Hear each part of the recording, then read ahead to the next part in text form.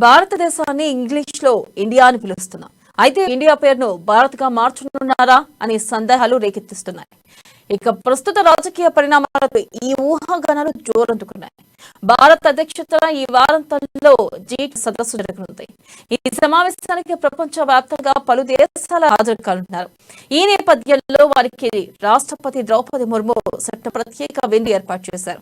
ఇందుకోసం రాష్ట్రపతి భవన్ నుంచి ఇప్పటికే అతిథిని అందింది. అయితే ఈ ఆహ్వానంపై ప్రెసిడెంట్ ఆఫ్ ఇండియాకు బదులుగా ప్రెసిడెంట్ ఆలతని ఉండడం ప్రాధాన్యత సంతరించుకుంది. తమకు అందిన ఆహ్వానాల మార్పును గుర్తించిన కాంగ్రెస్ పార్టీ ట్విట్టర్ వేదికగా కేంద్ర ప్రభుత్వంపై విమర్శలు గుప్పించింది.